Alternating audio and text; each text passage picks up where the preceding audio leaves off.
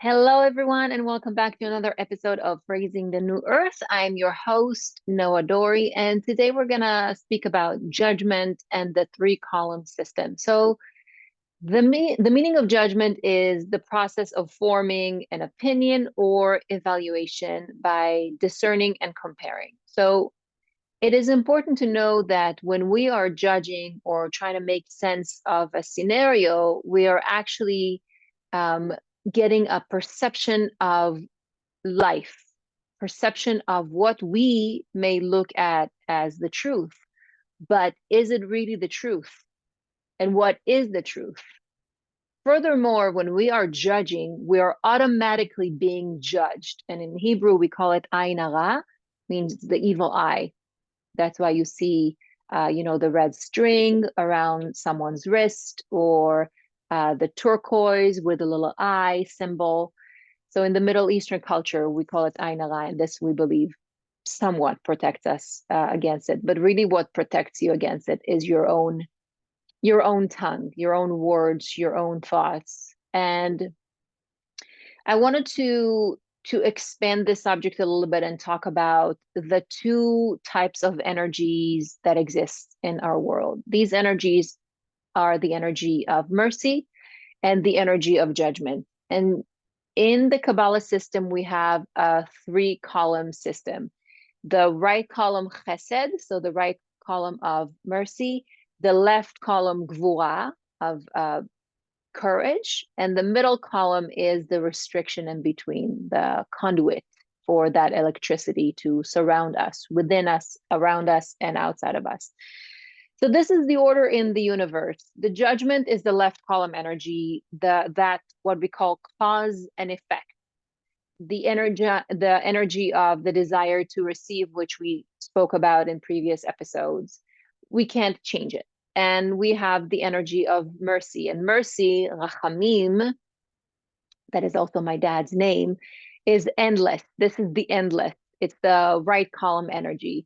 It's the seed of creation that is above nature. It's a sharing energy that manifests in our when we are being merciful and when we're being forgiving. And even if someone does not deserve, according to our judgment, our perception, forgiveness, once we release that, this is that energy. This is the right column energy. And within each and every one of us, we have those two types of energy, the judgment and the mercy that we speak about. And we have to learn to work with both, right? Many ways. There's many ways to start being open to that, to us operating with these two types of energy.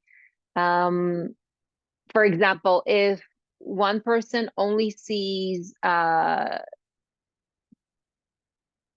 faults of other people, that means we're operating from that energy of judgment, and that will restrict our ability to engage with others.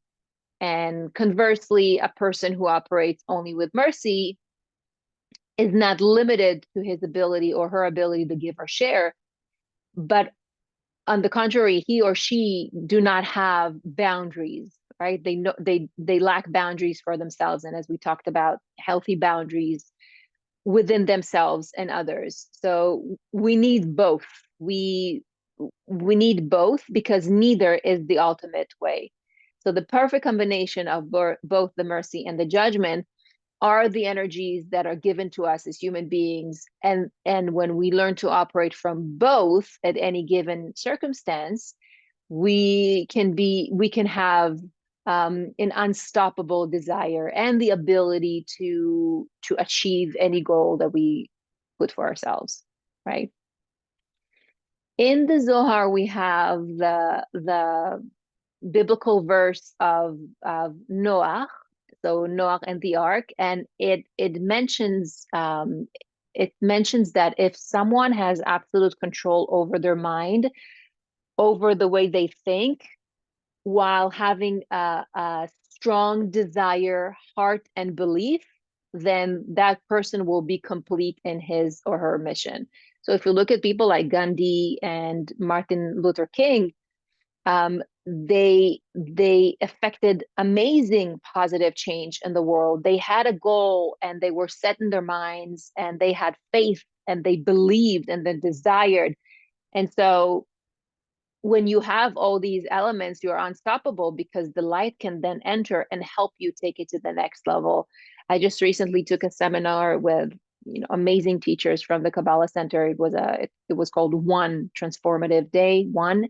And so we worked on the heart chakra a lot. And one of the master Kabbalist teachers there, Eitan Yardeni, mentioned that when you feel your desire, when you have the willingness for that desire, and when you truly engage in that attention to that desire, then the light can enter, and then it's out of your control. But you have to have those three elements within you for the light to enter, for you to take it to the next level. It's like, you don't have to wait for courage. You can ask for courage, but you have to be almost like determined in your way for that courage from the divine to enter your life and help you, right? And so the same thing is that when we want to grow the seed of sharing, then we have to think about what it is that we truly want, what type of negativity may still have in our belief system, and how can we make some way for the mercy energy, and vice versa. If we feel that we have too much mercy energy, how can we make room for the other energy to balance it out? So even if it's about your spouse or your partner, think about bringing these two energies together, one with absolute order and structure, and one being okay with mistakes and needing more practice. From the chakra standpoint, the root chakra, known in Sanskrit as the Muladhara, is located at the base of the spine. And this root chakra governs the most basic survival needs. When this chakra is cleared, and we talked about before, and there is energy, there is prana, vital energy flows through it freely, then we feel secure and confident that we can easily fulfill our desires and needs. But when that chakra has blockage from, for whatever reason, past trauma, again, perceived imprint of life, then it may cause us to feel anxious and worried. The spiritual law of karma governs the first energy center. And on a physical plane, every action you perform results in a corresponding reaction, which Kabbalah calls cause and effect. And to maximize the possibility that your actions generate evolutionary reactions, you can use your body as a choice determining instrument. The law of intention and desire, the law that actually governs our solar plexus chakra, our third chakra, is responsible for the seeds of intentions and desires that reside in our personal soul, in our neshama, in our soul. And nourishing the seeds that you wish to germinate with your attention will eventually lead to their full expression. It is important to be very clear about our intentions. It is important to start journaling and meditating. In that retreat day that I took at the Kabbalah Center, they had the amazing Yehuda Ashkenazi giving us sacred sound healing, which was very impactful, and with his own music and meditating on God's name, and meditating and going into the root, the heart chakra. It was very impactful. So that sort of consciousness, meditation, and journaling, that process will help facilitate the manifestation of your desires, which will then lead bringing them to the physical realm, to your consciousness, right? Releasing your intentions is important, and detaching from the outcome is as important, because we know that we can control our actions. We can control us feeling the desire, the willingness to put the effort into the desire, the actual desire. We can control that. We can monitor that. However, we can't control the fruit of our actions. It may be that what we desire is not exactly what we need right now in the moment. And then we get into past lifetime and tikkun, as we call it, our purpose here. So when we welcome a gift into our life, we are not only providing the opportunity for someone to give, we're also providing ourselves with opportunity to be gifted. And maybe it's not something that we're used to. Maybe, as children, we didn't get many gifts. Maybe we were told that we shouldn't have any gifts. So we learned to shut that part off. So it is important to say that thank you. I had a client who was battling with the word thank you and getting compliments. And the conversation that we had was, you are allowing that person the opportunity to gift you with something. If we are all vessels for the light, which we are, because the divinity is within us, then we are the vessels of exchanging energy. You are being gifted with something and you're giving them the gift of that thank you, right? Divinity within me thanks the divinity within you. So this is a healthy physical, just like a healthy physical heart receives blood from the periphery, which then oxygenates and pumps back out. Our emotional heart stays healthy by being able to receive and give love in all its forms. So there are 5 things, 5 quick steps that we can do today in order to be less judgmental, in order to open our hearts a little bit, in order to really be able to manifest and sustain both energies of mercy and judgment within us and around us. So 6 things. So the first thing is that first person you need to be loyal to is yourself.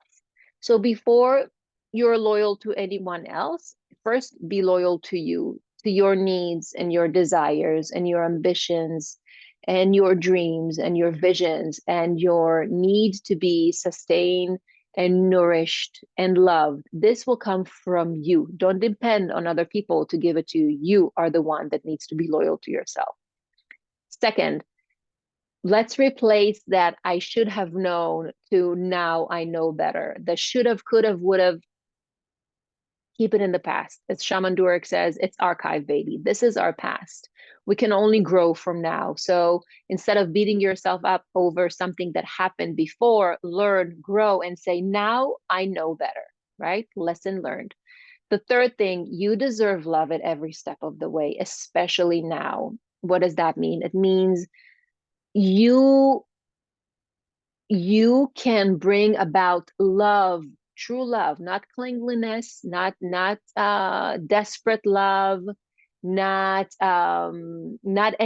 negative energy draining love, but true love. You deserve true love, ahava in Hebrew, at every step of the way, especially now. Fourth thing, it is not too late to begin again. It's not too late to start over, and it's not too late to actually go for it. So go for it. Number 5, good things take time, and I'm okay with it. Meanwhile, I blossom in my own truth, and I trust the process. What is mine and will find me. Number 6, and the last step, it's easy to feel that everyone progresses but myself. It's easy to look outside of myself and say, oh my God, they have done so much since whatever, XYZ. Instead, be proud of your own progress. You are not stuck. You're moving in the right direction. And remember to celebrate your small wins. James Clear talks about it in his book, Atomic Habits. Celebrate your small wins. Don't wait for the big win to then celebrate. Celebrate it along the way and be proud of your baby steps. Always focus on the glass half full, because that's what's going to lead you towards that mercy energy. That's what's going to lead you towards the positivity in life that we all need more of. That's it. If you have any questions, as always, don't be shy, reach out. You'll find us on all podcast platforms and YouTube included. All right, until next time, love and light. See ya.